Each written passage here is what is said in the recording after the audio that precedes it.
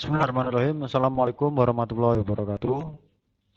Selamat datang ya kepada siswa dan siswi peserta MPLS atau masa pengenalan lingkungan sekolah SMP Sunan Giri Celuring tahun ajaran 2021-2022.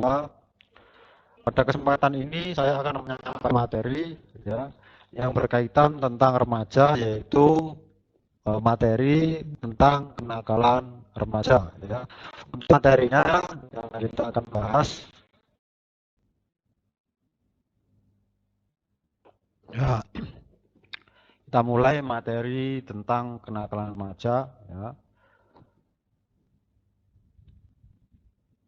Sebelumnya kita cermati dulu penggalan puisi dari Eva Eliasa MPD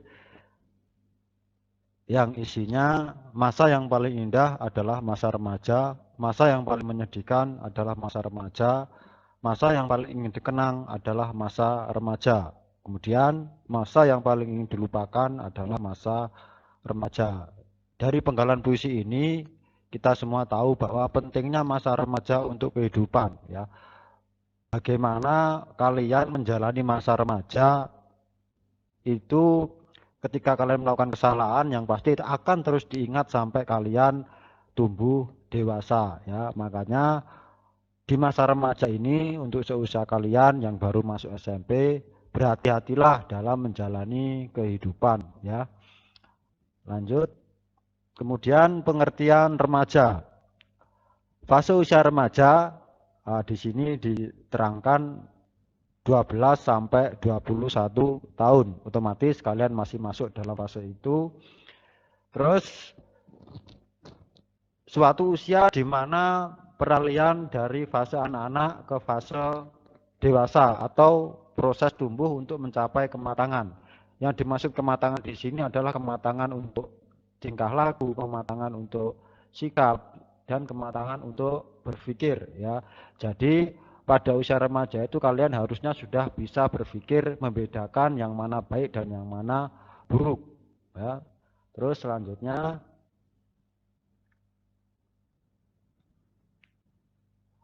pengertian kenakalan remaja ya.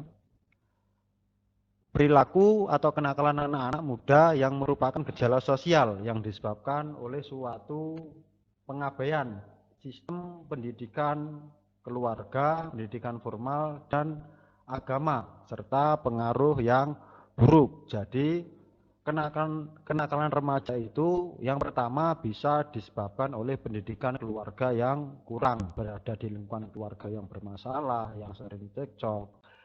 Kemudian pendidikan formal, rata-rata yang terlibat kenakalan itu tidak terlalu memikirkan sekolahnya, jadi sekolahnya juga asal-asalan ya. Saya harap kalian tidak seperti itu. Kemudian yang terakhir adalah agama ya. Agama menjadi penting untuk sebagai tameng ya terhadap kenakalan remaja, karena agama bisa memberikan kalian kenyamanan supaya tidak terpengaruh terhadap kenakalan remaja ya. Kemudian pengaruh lingkungan yang buruk ya. Kalian berada di lingkungan seperti apa? Yang pasti di sebuah lingkungan masyarakat itu ada masyarakat yang baik, juga ada masyarakat yang tidak baik. Terus lanjut. Menurut bentuknya, Sunarwiyati membagi kenakalan menjadi 3 tingkatan ya. Yang pertama kenakalan biasa, ini seperti berkelahi, suka keluar tanpa tujuan yang jelas, membolos sekolah, dan pergi tanpa pamit ya.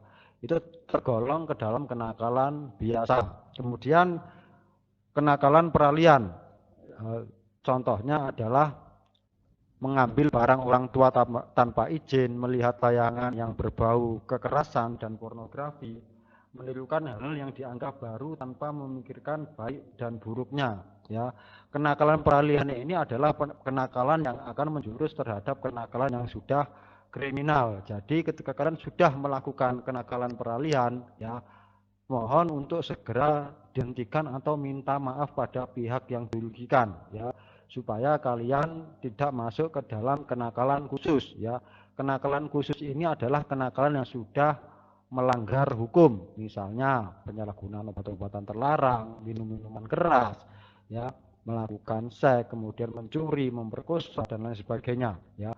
Kenakalan khusus ini adalah kenakalan yang sudah melewati ambang batas dan akan mendapatkan hukuman pidana. Jadi hati-hati ya, ketika kalian sudah melakukan kenakalan biasa, ini segera membenahi diri ya. Terus supaya tidak melakukan kenakalan peralihan dan lanjut kenakalan khusus. Jadi hati-hati ya dalam bersikap, hati-hati dalam kalian bertindak.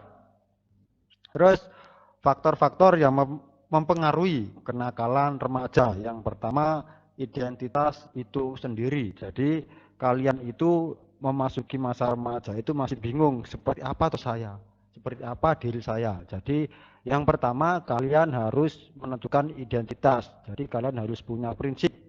Contoh, saya itu harus menjadi pemuda yang rajin sholat dan lain sebagainya ya. Jadi kalian harus menentukan identitas diri kalian sendiri ya. Terus yang kedua adalah keluarga. Jadi keluarga itu menjadi sangat penting dalam perkembangan remaja, khususnya kalian ya.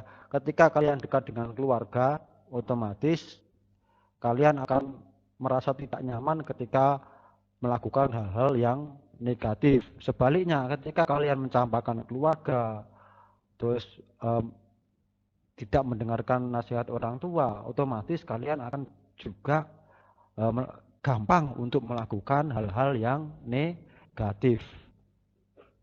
Terus pengaruh teman sebaya.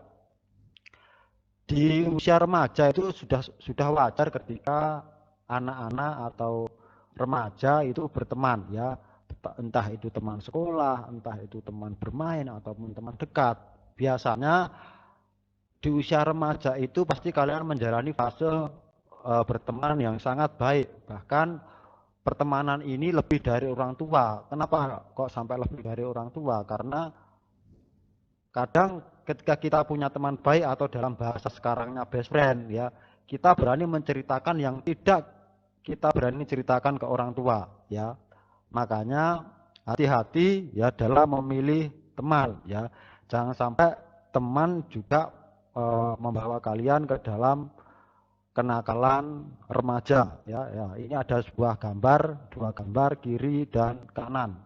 Jadi untuk gambar yang kiri ini adalah pengaruh teman yang baik. Jadi mereka berteman dan sama-sama meneruskan pendidikan sampai lulus. Juga yang kanan adalah gambar contoh pertemanan yang tidak baik yang akhirnya membawa mereka ke dalam tindakan kriminal. Ini yang harus kalian tinggalkan. Lanjut. Kemudian kualitas lingkungan tempat tinggal. Jadi memang ya rata-rata kita semua itu tinggal di lingkungan yang berbeda-beda. Ada yang mungkin di lingkungan dekat masjid dan sebagainya. Tapi yang pasti kita pernah menemukan dua kegiatan ini di lingkungan kita masing-masing ya. Di sini kegiatan yang pertama adalah kegiatan mengaji ya. Kemudian kegiatan yang kedua kalian tahu nongkrong dan ya mohon maaf ini ada beberapa minuman ya yang dilarang. Ya. Tugas kalian adalah menghindari hal-hal yang semacam ini ya, yang nongkrong tidak jelas, yang minum-minuman tidak jelas. Kalian lebih baik melaksanakan seperti yang gambar sebelah kiri ya. Terus lanjut, harapan untuk mencapai cita-cita. Seorang remaja itu harus mempunyai cita-cita yang tinggi, harus mempunyai semangat untuk menggapai cita-cita yang tinggi. Karena apa? Rata-rata para pelaku kriminal itu tidak punya cita-cita yang tinggi ya. Mereka hanya ingin melaksanakan apa yang menjadi kesenangan mereka ya. Mereka hanya ingin mendapatkan kesenangan ya, tidak mempunyai cita-cita. Makanya untuk kalian ya, wujudkanlah cita-cita yang telah kalian impikan, yang telah kalian inginkan ya, supaya kalian menjadi orang yang benar. Terus lanjut, media massa ya, mungkin kalian sudah tahu ya, sekilas sudah tahu ini adalah gambar-gambar yang mungkin hampir setiap hari kita buka ya, yang punya HP ini mungkin gambar yang mewakili kalian ya. Di sini ada Facebook, Instagram, terus ada Mozilla, terus Mobile Legends, TikTok, terus di di sini PUBG, YouTube dan lain sebagainya. Mungkin beberapa aplikasi ini mungkin 5 atau 4 hampir ada di HP kalian dan sering kalian gunakan. Ya, saran saya ketika kalian menggunakan aplikasi-aplikasi ini, kalian harus bijak untuk menggunakannya. Kenapa? Karena yang pasti internet itu ada sisi baik dan sisi tidak baik. Menggunakan Mozilla itu bagus Pak, bagus ya untuk mencari informasi-informasi yang kita tidak tahu, sama Google juga seperti itu. Terus di sini ada kaitannya dengan game ya. Bermain game itu Pak boleh Pak, boleh. Bermain game itu boleh, tapi ya harus ada batas waktunya ya. Tidak boleh bermain game, pagi bermain game, kemudian siang bermain game, malam bermain game sampai tembus pagi lagi. Itu yang tidak boleh ya. Nah, di sini juga ada contoh beberapa penggunaan media sosial yang tidak boleh kalian lakukan ya. Di sini ada anak yang update status ya, yang harusnya seusia mereka tidak boleh melakukan seperti itu ya. Kemudian ini adalah aplikasi yang berada pada TikTok. Saya harap semua siswa di SMP Sunan Giri tidak melakukan hal yang semacam ini ya. Kemudian nah, ini adalah gambaran ketika kalian bermain game terlalu lama ya. Jadi saat belajar mengantuk, kemudian saat bermain game baru dia semangat. Ini yang tidak boleh kalian lakukan. 3 gambar ini menunjukkan ketika kalian salah ya menggunakan aplikasi game atau teknologi yang kalian manfaatkan ya. Makanya hati-hati seperti yang saya katakan tadi, harus bijak dalam memanfaatkan teknologi. Terus cara menghindari kenakalan remaja. Yang pertama adalah memperkuat pendidikan agama. Jadi sholat dan ngaji itu dilakukan sesering mungkin saya. Terus yang kedua, membentuk karakter yang positif. Jadi kalian jangan mudah terpengaruh ke dalam hal-hal yang negatif yang akan menjuntrungkan kalian ke arah yang tidak benar. Terus memilih teman. Di sini kalian harus pandai dalam memilih teman. Bukan berarti kalian tidak boleh berteman dengan siapapun, tidak. Kalian harus pandai dalam memilih teman. Misalnya kalian kenal dengan seseorang yang bertato, bertindak dan sebagainya. Boleh berteman, tapi tidak boleh terlalu dekat, apalagi sampai terpengaruh apa yang menjadi pengaruh buruk dari teman itu, ya. Terus memperkuat hubungan orang tua dengan anak. Jadi hubungan orang tua dengan anak ini, khususnya kalian sebagai anak, harus kita perkuat lagi. Bagaimana caranya? Ya, yang pasti kita mendengarkan apa yang diberikan oleh orang tua. Ketika orang tua menasihati, otomatis nanti kalian juga harus mendengarkan. Jangan sekali-kali membantah, ya, apalagi sampai membentak orang tua. Terus menghindari lingkungan yang tidak kondusif. Lingkungan tidak kondusif itu apa?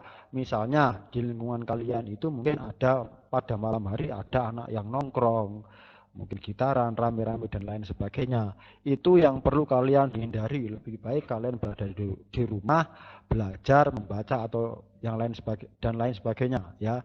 Jangan mengikuti kegiatan-kegiatan yang menurut kalian itu tidak penting. Terus mengisi waktu luang dengan hal yang positif ya. Mungkin gini, selama masa daring ini, selama pandemi ini kalian mungkin punya banyak waktu luang di rumah ya. Usahakan waktu luang itu diisi dengan hal-hal yang positif ya, jangan hal-hal yang negatif. Terus memperluas pengetahuan. Jadi remaja itu dituntut harus memperluas pengetahuannya. Tujuannya untuk apa? Supaya untuk ke depan dia tidak menjadi anak yang kurang pintar, ya. Terus taat kepada hukum, adat, agama dan negara. Jadi kalian harus menaati hukum yang berlaku di lingkungan, hukum yang berlaku di agama, apalagi hukum yang berlaku di negara. Contoh ya, hukum di negara. Untuk saat sekarang ini tidak boleh keluar rumah ya. Ikuti ya, diikuti. Kemudian untuk larangan agama lebih baik sholat berjamaah di rumah. Sebaliknya juga kalian ikuti. Terus yang kesembilan adalah menerima diri sendiri. Jadi kalian tidak perlu membanding-bandingkan, oh teman saya lebih baik dari saya, teman saya mempunyai HP yang lebih baik dari saya. Tidak boleh melakukan hal yang seperti itu. Terus menetapkan tujuan hidup. Jadi seperti yang saya katakan tadi, kalian harus punya cita-cita, harus punya tujuan hidup yang lebih baik dari orang tua kalian. Karena apa? Orang tua kalian itu sudah berjuang, sudah mencarikan nafkah dan lain sebagainya untuk kehidupan yang lebih baik ya. Jangan sampai kalian itu mengecewakan orang tua. Terus yang 11, menjaga tingkah laku. Jadi tingkah laku, sikap itu juga perlu dijaga, apalagi mungkin dalam yang paling mudah dalam segi berbicara. Kalau berbicara kita khususnya sebagai orang Jawa, kalau berbicara dengan orang yang lebih tua, otomatis kita juga harus berbahasa ya. Terus membatasi waktu di luar rumah ya. Maksudnya gini, saat ini kan negara menyarankan kita untuk berada di dalam rumah. Tujuannya itu baik ya, jangan berpikir negatif dulu. Tujuannya supaya kita terhindar dari pandemi virus corona ya. Bukan kita membatasi untuk berinteraksi dengan orang, bukan, tapi membatasi untuk kita keluar rumah supaya kita tidak terkena virus. Selain itu juga kita membatasi untuk usia remaja, dibatasi dalam penggunaan handphone. Jadi penggunaan handphone dibatasi, yang pasti itu berpengaruh terhadap kesehatan dan masa depan kalian ya. Jadi itu yang dapat saya sampaikan tentang berkaitan tentang materi kenakalan remaja. Semoga nanti kalian bisa menerima, dan apabila ada yang ditanyakan nanti bisa menghubungi WA pribadi saya, nanti bisa WA saya, chat saya. Insya Allah nanti saya jawab ya. Untuk selanjutnya nanti ada pertanyaan ya yang akan saya kirim di grup ya, 5 soal nanti dijawab, ditulis di selembar kertas, kemudian dikirim, difoto, kemudian dikirim di WA saya ya. Itu saja dari saya ya, ada kurang lebihnya saya minta maaf. Saya akhiri, wallahul muwaffiq ila aqwamit thoriq. Wassalamualaikum warahmatullahi wabarakatuh.